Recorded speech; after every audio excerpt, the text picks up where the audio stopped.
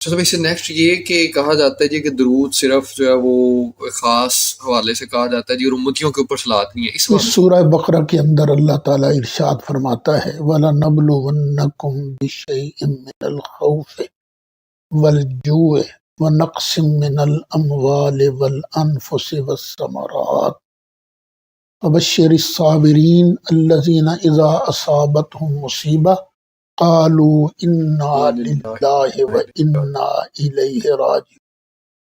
محبوب مومنوں کو بشارت دے دی اور کہہ دیجئے کہ ہم ان کو آزمائیں گے، بھوک دے کر، ڈر دے کر، مالوں میں جانوں میں کمی دے کر، پھلوں میں کمی دے کر ہم ان کو آزمائیں گے۔ جو لوگ کہیں گے ہم اللہ ہی کے لیے ہیں اور اللہ ہی کی طرف ہم نے لوٹ کے جانا ہے، تو محبوب فبشر الصابرین الذین، ان کو بشارت دے دی۔ پھر آگے اللہ فرماتا اولئک علیہم صلوات من ربہم، یہ وہ لوگ ہیں کہ جن پر ان کے رب کی طرف سے صلوات ہے۔ یہ امتی ہیں نا جو اس معیار پر پورے اترتے ہیں، ان پر صلوات ہے۔ صلوات۔ پھر سورہ توبہ کے اندر 11واں پارہ ہے، اس کے اندر 3 صحابہ کے بارے اللہ فرماتا ہے وَصَلِّ عَلَيْهِمْ، محبوب ان پر صلوات پڑھ، کیونکہ اِنَّ صَلَاتَكَ سَكَنٌ لَهُمْ، اس لیے کہ محبوب تیرے صلوات پڑھنے سے ان پر ٹھنڈ پڑ جاتی۔ یہ بھی امتی ہیں نا، تو امتیوں پر تو صلوات ہے نا، رحمت ہے نا، اور خود اللہ نبی کریم علیہ السلام کو حکم دے رہا ہے۔ پھر 22واں پارہ ہے، سورۃ احزاب ہے، اس میں تو اللہ یہ ارشاد فرماتا ہے والذی یصلی علیکم وملائکتہ، اے میرے محبوب کے صحابہ، اللہ وہ ہے جو تم پر صلوات بھیجتا ہے اور اس کے فرشتے بھی تم پر صلوات بھیجتے ہیں۔ لِیُخْرِجَکُم مِّنَ الظُّلُمَاتِ إِلَى النُّورِ، تاکہ وہ تم کو اندھیروں سے نکال کر روشنی کی طرف لے جائے۔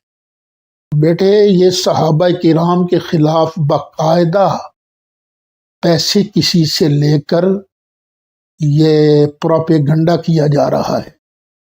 صحیح سنیت یہ ہے کہ بندہ صحابہ کرام کے دامن سے بھی وابستہ رہے اور نبی کریم علیہ الصلاۃ والسلام کی اہل بیت سے بھی وابستہ رہے۔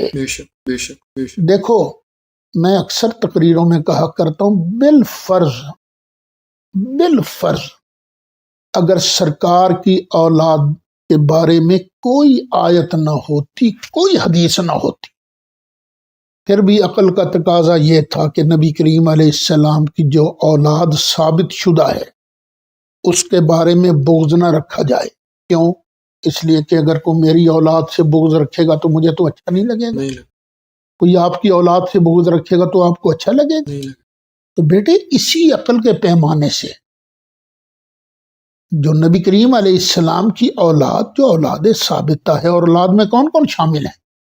بیٹوں میں حضرت قاسم ہیں، حضرت عبداللہ ہیں جنہیں طیب و طاہر کہا جاتا ہے، حضرت ابراہیم ہیں، اور نواسوں میں حضرت امام حسن ہیں، امام حسین ہیں، اور 2 نواسے اور بھی فوت ہوئے تھے، حضرت سیدہ رقیہ کے بیٹے۔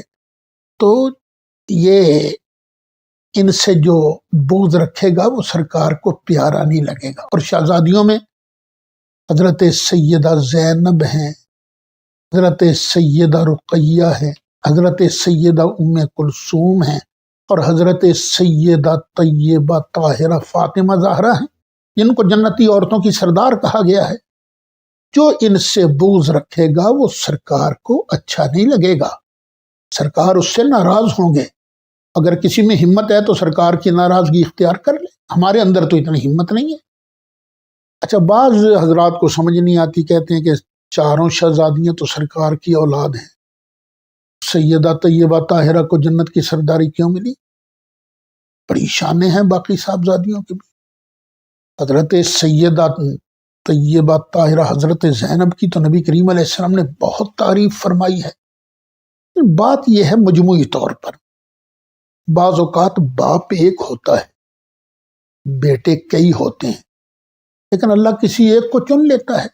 جس طرح یعقوب علیہ السلام کے 12 بیٹے تھے، لیکن اللہ نے سب سے زیادہ مرتبہ حضرت یوسف علیہ السلام کو دیا تھا۔